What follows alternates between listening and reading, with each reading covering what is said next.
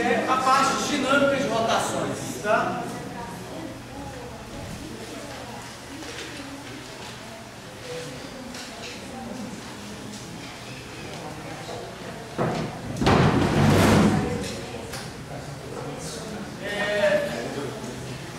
Só para fazer uma conexão com talvez uma coisa que vocês já assimilaram, o que a gente viu?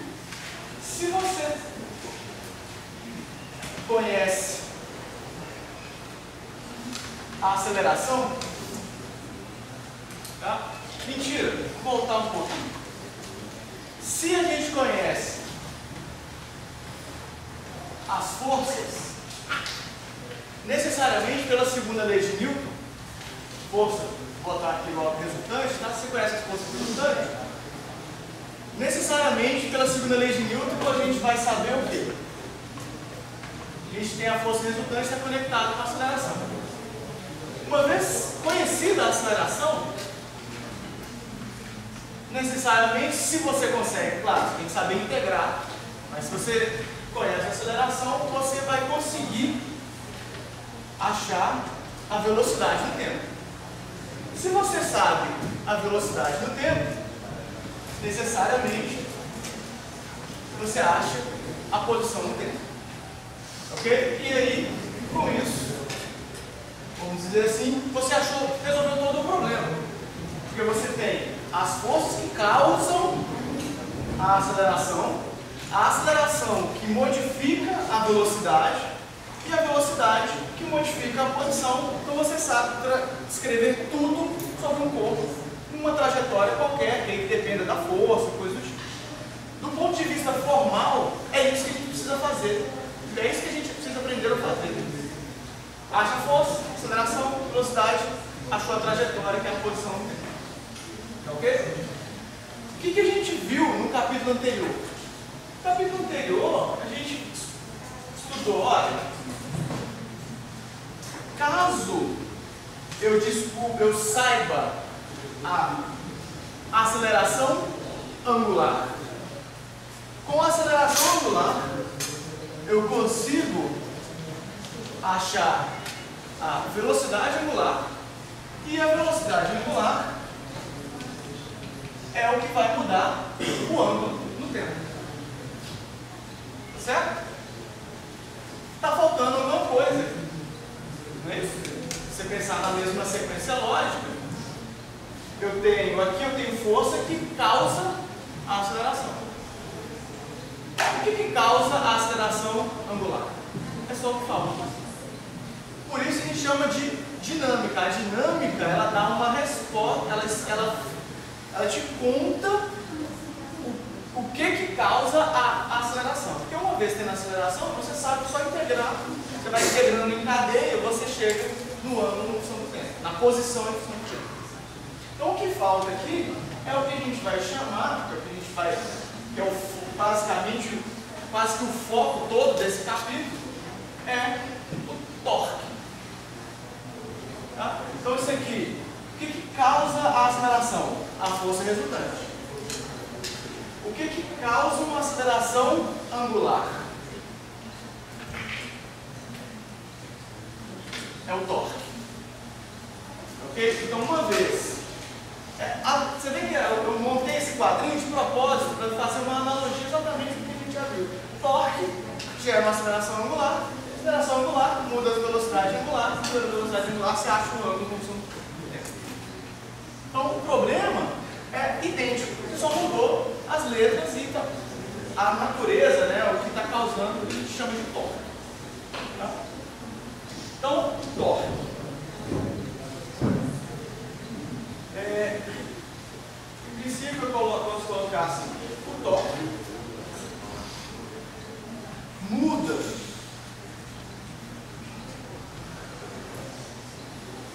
a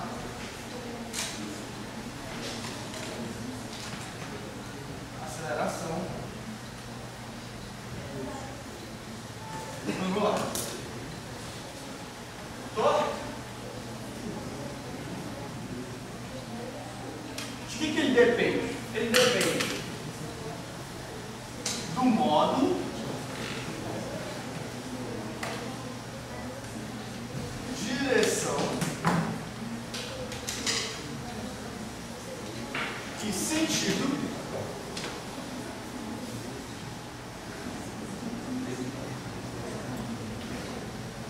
do ponto de aplicação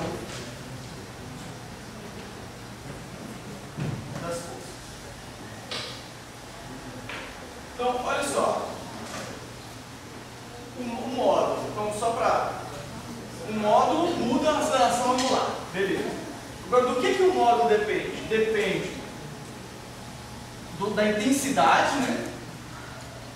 Da direção, do sentido e do ponto de aplicação da força. Ou melhor, das forças. Esse é o ponto principal, porque até então, quando a gente estava falando de força, você tinha lá o objeto, né?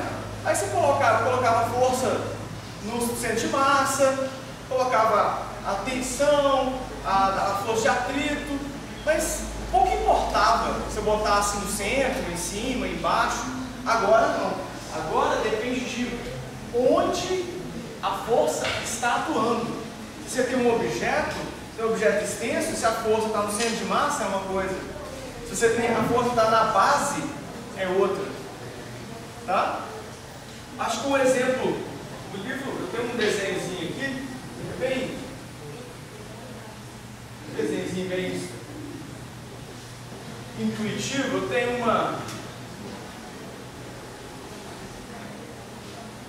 uma chave, tá? E essa chave eu quero, isso aqui é um parafuso, eu quero tirar esse parafuso. Tá? Aí você vê, como que eu tenho que fazer para tirar esse parafuso, sendo que ele desenrosca girando nesse sentido? Qual é a maneira mais eficiente de você colocar uma força para fazer esse cara, né, girar nesse sentido? Se você vier, acho que a maneira mais ineficiente, vamos começar do contrário, a maneira mais ineficiente é você vir aqui, ó, por exemplo, nessa ponta e fazer uma força máxima aqui. Porque uma força aqui vai fazer a chave andar para lá. Em princípio, se ela pudesse andar, ela vai fazer vai causar uma força no parafuso, mas uma força assim. Não vai fazer o parafuso girar.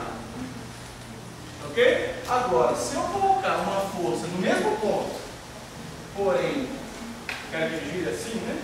Então, uma força assim,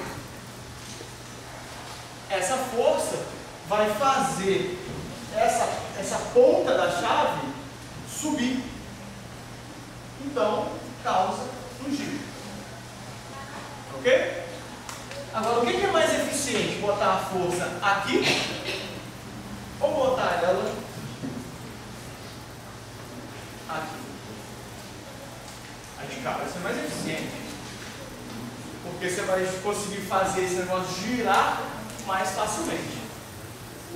Ok? Porque, ou seja, então o torque ele vai depender de onde a força está atuando, né? Da intensidade, né? O vetor é grande, do ponto de atuação, e está faltando ainda a direção e o sentido. Porque se eu fizer uma força assim, ó, qual dessas duas vai ser mais eficiente para fazer esse cara girar? A F3. Porque efetivamente essa força F4 ela tem quantos componentes em relação a esse eixo? Tem duas componentes. Ela pode ser decomposta numa parte que está para cá e numa parte que está para cima. A parte que está para cima ela é bem menor do que essa aqui. E essa parte ela não contribui para o giro, porque essa parte continua empurrando a chave para cá. Ela não empurra a chave para cima. Ok? Então a gente diz o seguinte. Na verdade, eu vou resumir o módulo do torque, eu vou colocar assim, no cantinho. O módulo do torque ele é definido como a força, o produto da força vezes a distância entre o ponto de atuação, tá? E o eixo de giro. Então esse aqui, ó, é o, eu vou chamar aqui, vou escrever. É o eixo de giro que eu estou interessado, tá?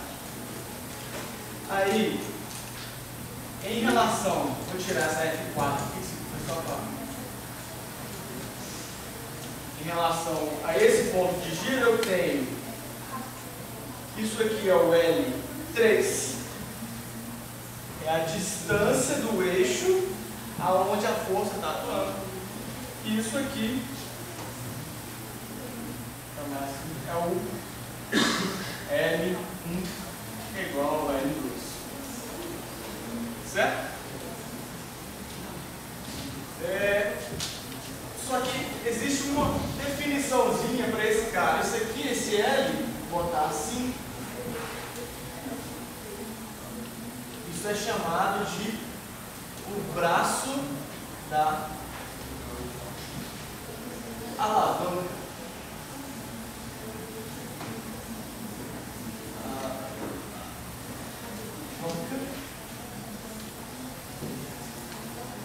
Isso é o módulo da força.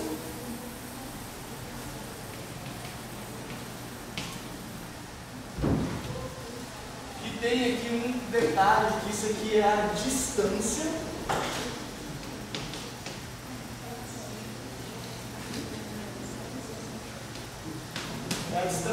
perpendicular. Eu fiz essa figura de propósito assim, você vê que esse L ele está sempre sendo a distância em relação ao ponto de giro. Do jeito que a figura está, ela não é o mais geral possível. Vou fazer um desenho mais geral possível, mas do jeito que ela está, você vê que o L é sempre a distância perpendicular em relação à força e o eixo de giro. Já coloquei esse desenho de propósito. Agora vai ter um desenho mais geral, porque visualizar assim é mais fácil. Quando você for um desenho genérico, fica um tanto quanto mais difícil visualizar quem que é o L, que é o braço da alavanca. Tá?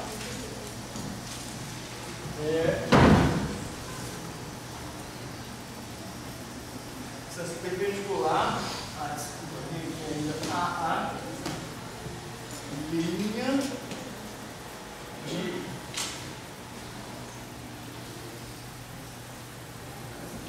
ação da força e o eixo de rotação. Vou fazer assim só para não misturar. Tá. Agora eu vou fazer um desenho mais geral. Tem um objeto meio maluco. Aí esse objeto está preso nesse ponto. Tá? Aí se ele está preso nesse ponto, eu vou colocar assim. Vou colocar uma força F3 aqui.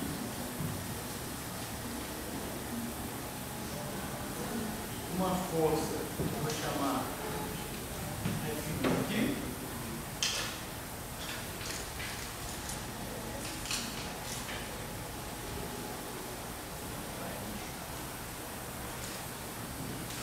Uma força F2 aqui. Tá, então, olhando para esse desenho, eu tenho que determinar quem é o braço da alavanca.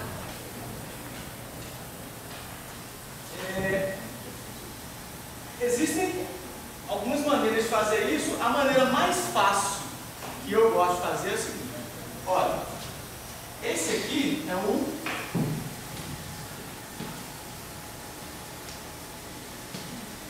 o eixo de giro. Então, se esse objeto está preso ali, então se esse objeto girar, ele tem que girar em torno desse ponto. Ok? Como se tivesse uma tábua, de uma forma meio maluca, tem um buraco, tá? E aí você quer fazer esse negócio girar em torno daquele buraco. Aí a pergunta é, essas forças fazem esse negócio girar para que sentido? E se é que fazem girar? Ok? Primeira coisa que você tem que pensar, tem que fazer é, pega o ponto de giro e traça um vetor que sai do ponto até onde a força está atuando. Ok? Vamos lá. Isso. Aí para ficar mais ou menos igual, eu vou chamar, essa aqui é a força F1, eu vou chamar isso aqui de R1, essa aqui é a força F3, vou chamar isso aqui de R3, isso aqui eu vou chamar de R2. Tá. O braço da alavanca é a distância perpendicular à linha de ação da força e o eixo de rotação. Então eu tenho o eixo de rotação. Aí eu vou pegar, olha, se eu traçar uma linha reta aqui, ó, se eu traçar uma linha reta ao longo da força aqui, ó, eu posso traçar uma linha reta ao longo da força aqui.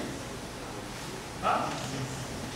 Esse é o eixo, esse é o ponto de giro. Para essa força aqui, ó, essa aqui, ó, é a distância perpendicular. Esse pedacinho aqui, ó, é a distância perpendicular em relação à força e ao eixo de giro.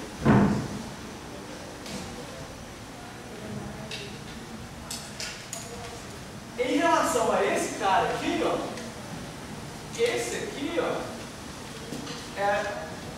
isso aqui é a distância perpendicular em relação à força e ao eixo de giro. Ok? Esse cara, qual que é a distância perpendicular em relação à força e ao eixo de giro?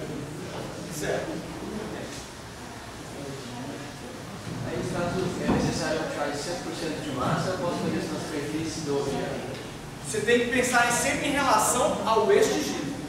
Então, beleza, mas eu vejo bem, se você trazer isso para a superfície, vai ficar a mesma coisa. Você vai ter os mesmos. Mas isso é um negócio fino. Decompor nas forças. Entendeu? Isso é um objeto com uma madeira. Eu pensei nisso aqui com uma madeira. Não estou nem fazendo um objeto em 3 dimensões, não, porque aí complica muito mais. Estou tentando que a gente visualize isso. Imagina assim, uma madeira, um objeto plano, fino mesmo, que ele tem um furo, tipo um disco, um furo, não necessariamente no centro do disco, tá?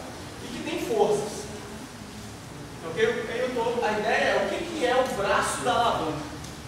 Tá? É essa distância perpendicular em relação à força e ao eixo de giro. Por quê? Porque, olha só, essa distância aqui, ó, essa componente, na verdade, da força, você pode pensar isso em duas maneiras. Eu, pessoalmente, a maioria dos livros, eu estou tentando explicar isso, mostrar isso para vocês, mas a maioria dos livros foca nessa ideia da distância perpendicular, então eu estou tentando mostrar isso para vocês. Eu, pessoalmente, não gosto de pensar assim. Por quê? Porque isso me leva a errar. Tá? Tem gente que não gosta, tem gente que prefere outro jeito. Eu prefiro pensar na força. Dado o ponto de giro, eu traço o vetor que sai de onde o ponto de giro está até onde a força está atuando e olho para a força perpendicular. Por quê? Vê se para vocês não parece mais intuitivo. Eu faço isso porque para mim parece mais intuitivo isso. Olha, traça uma reta aqui, ó. Estica essa reta. Agora, essa força pode ser decomposta nesse pedacinho aqui, ó, e nesse pedacinho aqui, concorda? Esse vetorzinho, ele tem essa componente e essa componente. Agora, essa componente, ela não faz o objeto girar, ela puxa o objeto. Entendeu? Ela concorda que se eu pegar, falar o seguinte, olha, isso aqui são os dois vetores, as duas componentes desse vetor F1, essa componente do vetor, ela não faz esse objeto girar. Ela faz esse objeto tentar andar para lá. Em relação a esse ponto, é como se ela estivesse puxando esse, entortando, se tivesse um pino aqui, como se ela estivesse entortando o pino. Agora, essa componente aqui não. Essa componente aqui, ó, ela em relação a esse ponto, ela faz o disco, o negócio girar. A mesma coisa nesse cara aqui, ó. Para esse cara aqui, ó, se eu traçar essa reta aqui, ó, eu posso pensar na componente perpendicular da força e, ficou muito inclinado, eu tenho uma componente, tem essa componentezinha aqui, ó, e tem essa componente aqui, ó, que é perpendicular. Essa componente da força, ó, ela puxa o pino para baixo. Então essa componente não contribui para o tom. Não contribui para o giro. Essa aqui sim. Ok? Então, mas, bem, só do ponto de vista, é uma maneira que eu gosto de ver, igual eu falei. Do ponto de vista que o livro monta, ele fala isso aqui, ó, é L1. Essa pedacinho, isso aqui, ó, isso aqui, a distância perpendicular ao L2. Então você vai falar assim, olha, não, peraí, então o torque vai ser F, melhor, FL, mas quem é L? Se você pensar que isso aqui é o ângulo entre o vetor R que liga o ponto onde a força atua à força, né? Esse aqui não é o ângulo entre eles. O que contribui para o torque? É a componente perpendicular da força, é o F seno de φ, esse aqui é φ, então é o F seno de φ, ou o L, esse aqui é o φ, esse aqui também é φ, né? O L1 não é R seno de φ? Então, isso aqui fica F, R, seno de φ, porque L vai ser R, seno de φ. Nesse caso aqui, né? Isso aqui é φ, ó. Concorda que esse é o vetor R. Então, isso aqui é a hipotenusa. Esse é o lado quadrado. Então, o seno de φ é o cateto que está na frente. A mesma coisa aqui, ó. Esse aqui, ó. Qual o ângulo entre esse vetor R e esse cara? Esse aqui. Vou chamar de φ2. Então, se esse aqui é o ângulo, então esse aqui também é o ângulo φ2. Correto? O L2 é o R. Vou tirar aqui. É o R2 seno de φ. Entendeu a ideia? Sim? Isso aqui é mais. A gente usa isso toda hora aqui, né, cara? No fundo, você quer abrir uma porta, o eixo de giro é esse aqui. O eixo de giro é esse aqui. Para você fazer, se eu empurrar acima, eu não abro a porta, eu estou fazendo uma força ao longo do eixo de giro. Mas para mim abrir a porta, eu faço uma força aqui e o mais longe possível do eixo de giro. Porque quanto maior a distância, maior é o torque. Ok? Bem, só que, olha, isso não é vetor? Isso não é um vetor? Então, o torque também é um vetor. Tá certo? Até porque a aceleração angular é um vetor. faço isso aqui virar um vetor? Isso aqui no fundo é um módulo. Tá? Isso lembra, se fosse produto escalar, era o cosseno do ângulo, não é isso? Qual que é o módulo de um produto escalar? Módulo de um vetor, módulo de outro vetor, cosseno do ângulo entre eles. O que é o seno? Qual é dos produtos que vem com seno? Produto vetorial.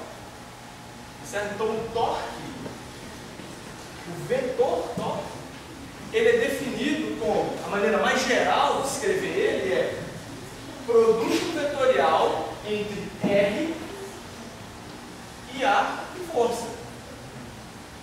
De tal maneira que o torque, o módulo dele vira módulo de um vetor, módulo do outro vetor, seno do ângulo entre a força e o A. Ok?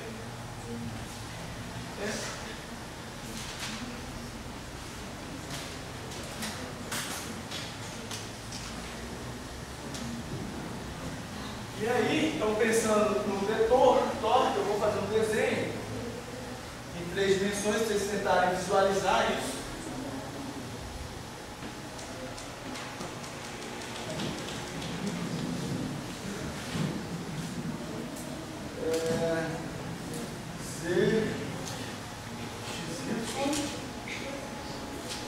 Vou colocar aqui, ó.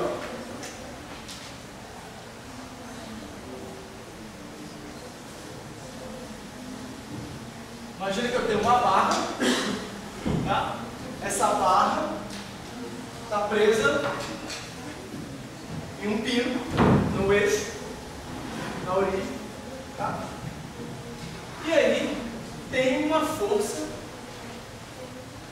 F aqui atuando na ponta dessa barra. Imagina que isso aqui a gente estivesse olhando, é como se fosse a porta, tá? Só que eu estou olhando a porta de cima. Inclinado, mas estou olhando ela praticamente de cima, enquanto o eixo Z é o eixo da porta. Você está olhando da porta de cima, você tem uma coisa que é estreita, e aí você vem e faz uma força numa direção qualquer. Tá? Isso aqui, ó, vai ser o vetor E. Isso aqui é o ângulo entre eles. Tá? Então, você pode pensar, essa aqui é uma distância perpendicular a ele, tá? E aí, se você reparar, olha só, essa componente aqui da força, que eu vou chamar de F perpendicular, que tem um F paralelo, perpendicular a quem? Ao raio, e paralelo ao raio, é essa componente que gera o torque. Ok? E o vetor torque? O vetor torque é dado pela regra da mão direita.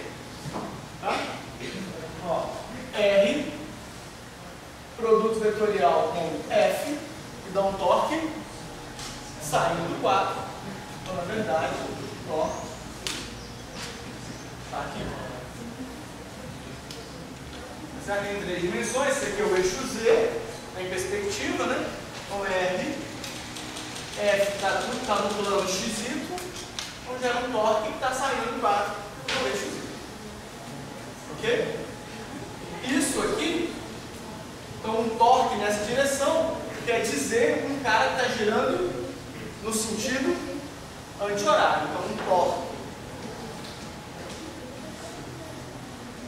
positivo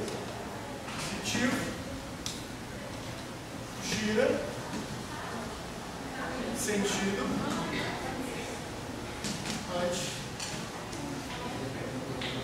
anti-horário.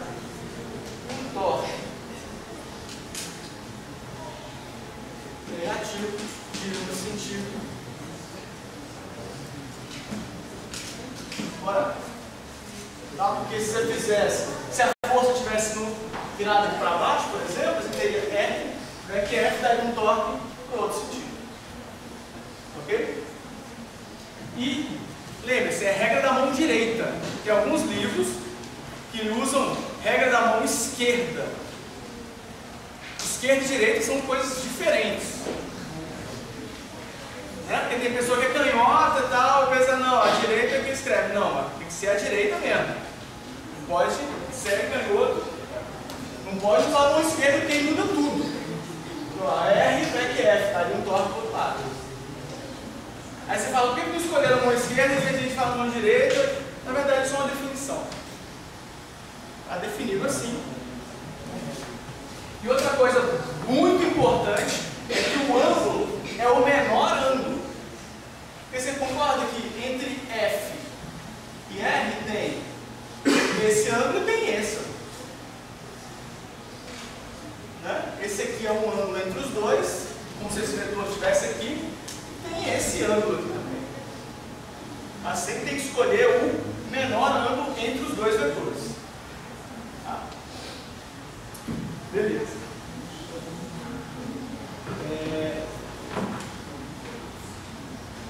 Isso.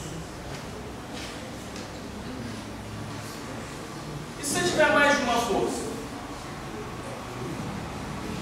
Se tiver mais de uma força atuando, igual nesse caso aqui, ó, mais de uma força vai gerar mais de um torque e eles competem.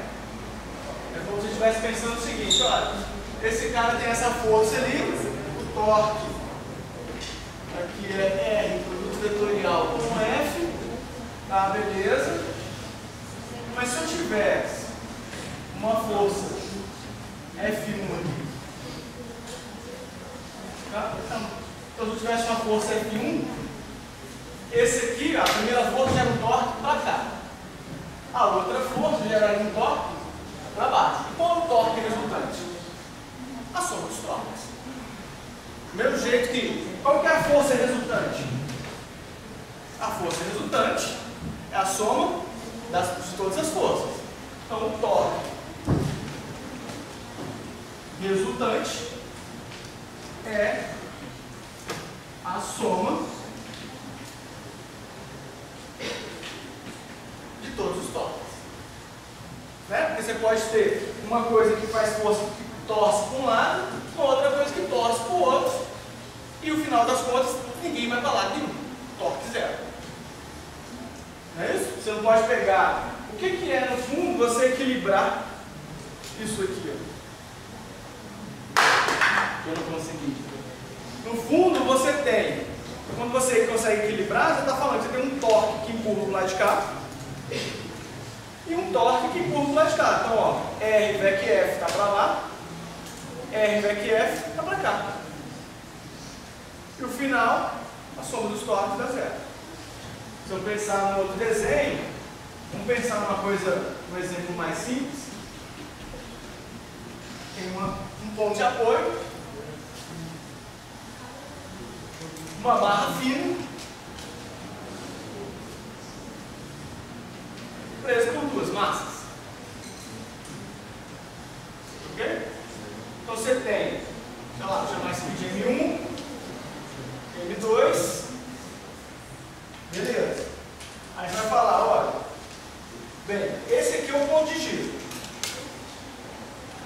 Tá? Se esse é o ponto de giro, então esse aqui é o M1, então aqui eu vou ter o que eu vou chamar de R1.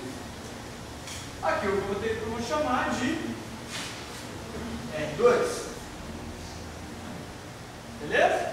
Aí você vai falar, não, pá, quais são as forças que estão atuando nesse cara? É só gravitacional.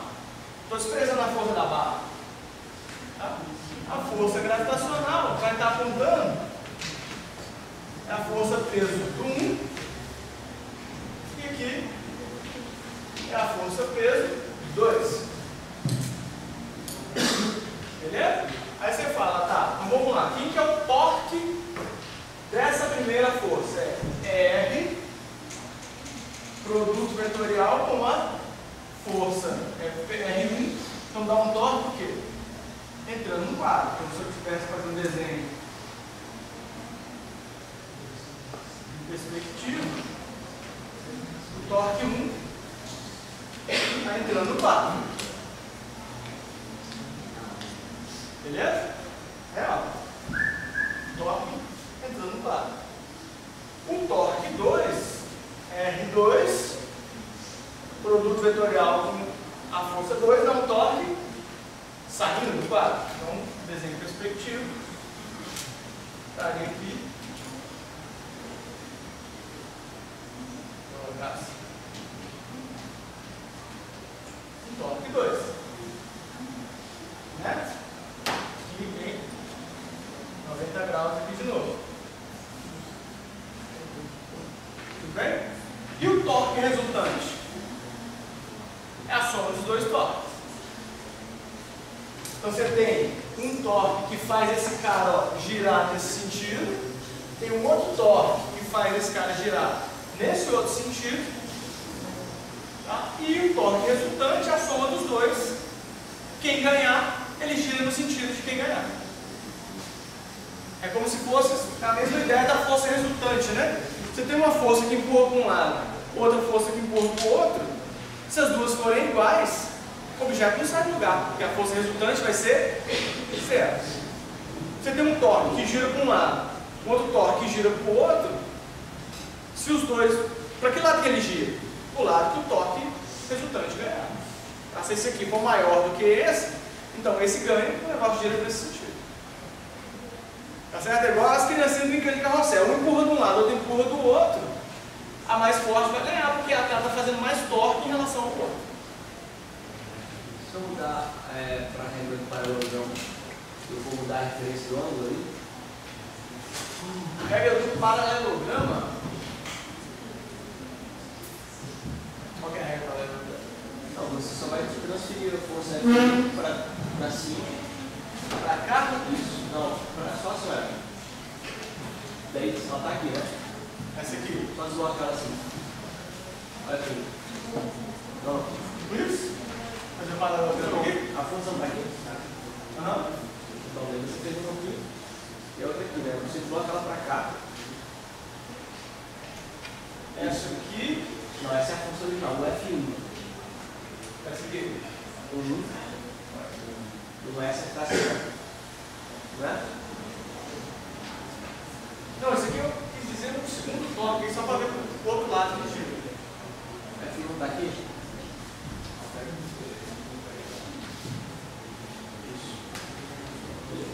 Então.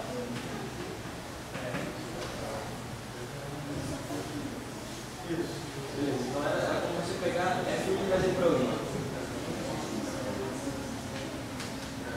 Isso. Eu fiz isso ali, então eu trouxe F1 para a origem da fonte. Esse aqui é o ângulo. Daí parece que mudou a referência do ângulo, porque você tem até X sobre F. Esse aqui continua sendo o ângulo.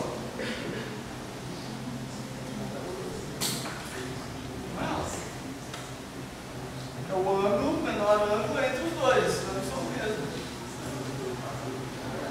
Depois eu te mostro. Eu não lembro muito bem o que é a regra do paralelogramo, mas.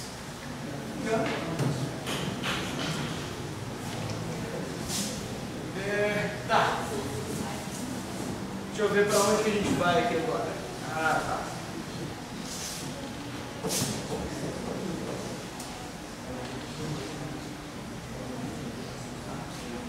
Bem, agora,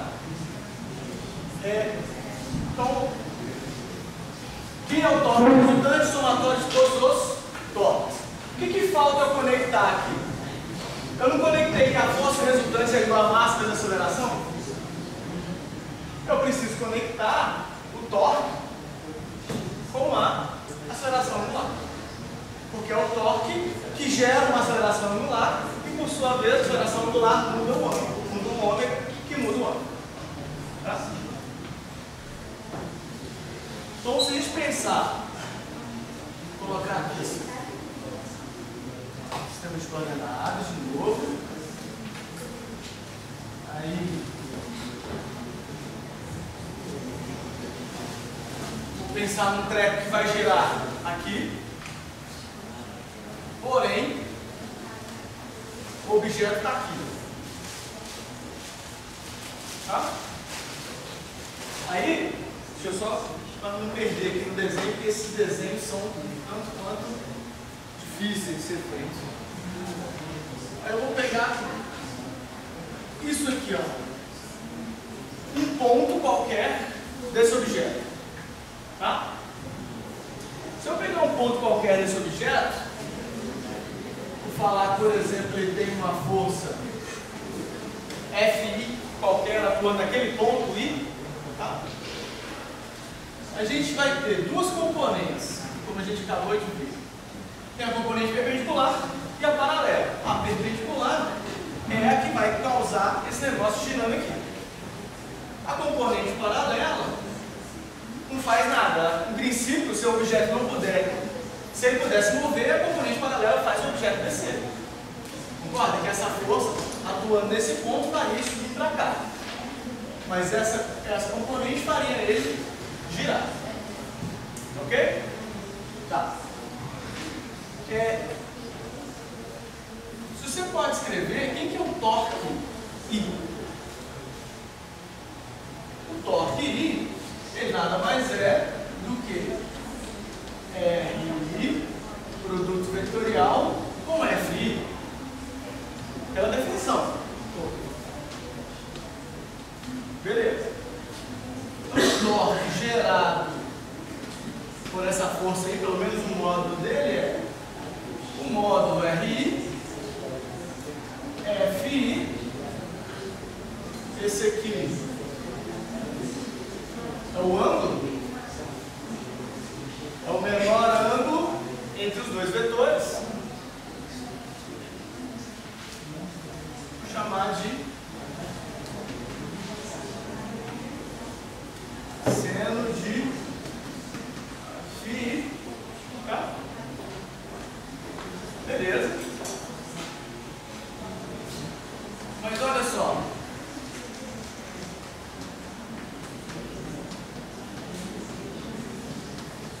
Não pode ser escrito assim?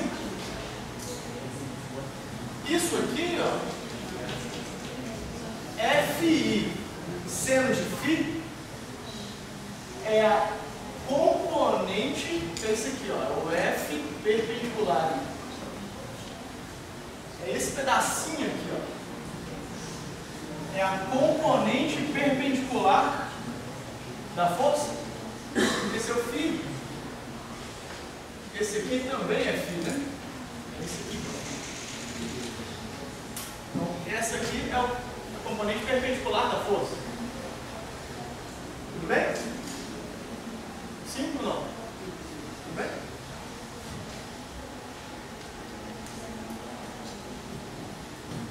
O que é o torque? Chamar. Deixa eu ver como é que eu botei aqui. Isso. O que é o torque resultante na direção Z? Eu estou pegando, eu estou interessado em calcular torque resultante no eixo Z, porque é o torque no eixo Z que faz esse negócio girar em torno do eixo Z. Ok? Quem que é esse cara? É o somatório de todos os torques. Tá? Vamos com calma aqui. Beleza, então esse vira o somatório. Se eu pegar esse cara e jogar aqui de RI, F perpendicular I. Tá bom? Beleza. Agora, quem que é a força perpendicular? A força da atuando ali, ela é, se isso aqui tem que ter uma massa, tá? A massa daquele ponto é a massa daquele ponto vezes a aceleração daquele ponto. Só que no caso é a aceleração perpendicular naquele ponto. Né? Essa força, ela é a massa vezes a aceleração nessa direção. Tudo bem? Beleza. Então a aceleração perpendicular naquele ponto. Tá. Só que a aceleração perpendicular, ela está relacionada com a velocidade, com a aceleração angular, né? A gente viu isso na aula passada. A aceleração perpendicular deve ser RI, a aceleração angular naquele ponto. Qual a aceleração angular em C? De onde você tirou isso aí? Vocês devem, só para me pegar aqui no meu caderno, já que eu mostrei isso. Você lembra que eu, quando mostrei um objeto que tinha um vetor paralelo, vetor tangente, tinha duas acelerações, uma aceleração tangencial, que é a aceleração que fazia o objeto girar, e uma aceleração radial. Eu estou falando, isso aqui é da aceleração tangencial. Tá? Aí você fala, pô, como é que eu vou lembrar disso? Mais uma equação? Bom, a minha maneira de lembrar disso é sempre isso aqui, ó. V não é igual a ômega R. Se você lembrar da relação com a aceleração, deriva esse negócio. Derivada da velocidade da aceleração. O R é uma constante, derivado do ômega te dá a aceleração angular. Então você vai ter a mesma relação entre aceleração e velocidade, tá? Só que aí você vai ter a aceleração linear que está relacionada com o raio e a aceleração angular. Tá? Junta isso tudo aqui, o que a gente tem? Que o torque resultante, na direção Z, que eu estou olhando, ele é somatório em I de MI, que vem da força, tem um RI aqui, com um RI daqui ficou RI quadrado, e a aceleração angular em Z, que é igual para todo mundo, porque todos eles giram com a mesma aceleração angular. Olha, o que é esse negócio aqui mesmo? Esse é exatamente a definição de momento de inércia. Então você acaba falando, olha, o torque resultante na direção Z é o momento de inércia naquela direção vezes a aceleração angular em Z. Aí você fala, isso não é igual à lei de Newton? Porque a lei de Newton, a segunda lei de Newton diz que a força resultante, vou tirar logo o alto e botar isso aqui. Mas esse aqui, a força resultante é massa vezes aceleração. O torque resultante é a massa inercial de rotação, que a gente chama de momento de inércia, vezes a aceleração. Vamos lá. Então, a equação, a expressão, permanece a mesma. Você só interpretou diferente. Você tem um torque, tem uma inércia de rotação, está associada à massa. Você tem uma aceleração angular, você está relacionado com a aceleração linear. Então, o que é inércia? Momento de inércia é a dificuldade de botar um corpo em movimento. Quanto maior a inércia, maior vai ser, tem que ser o torque para você causar a mesma aceleração. Mesma coisa lá, quanto maior a massa, maior vai ter que ser a força para você causar com a mesma aceleração. Correto? Essa é a ideia. Esse é um objeto muito grande, você causar uma aceleração nele, tem que fazer uma força muito grande. Se você tem um objeto com um raio muito grande, para você causar uma rotação nele, você vai ter que gerar um torque muito grande. A ideia é a mesma. E a estrutura, o que eu gosto de... A estrutura das equações permanecem as mesmas. Tá? Você tem lá um agente, que é o torque, que é o análogo à força, que vai causar uma aceleração angular. Mas para isso você tem que saber o que é o momento de inércia, a dificuldade de botar aquele corpo em movimento. Ok? Isso aqui, ó, essas duas equações, elas são, diria assim, fundamentais para tudo quanto é problema que a gente vai ter que resolver até agora. Porque uma vez que a gente sabe o torque, você precisa saber o momento de inércia. Uma vez sabendo o momento de inércia, você precisa saber a aceleração angular. Mas a aceleração angular está relacionada com a aceleração linear. Então são basicamente essas duas equações que junto conectam tudo. Tá? E é elas que a gente vai resolver os problemas que vêm aí à frente.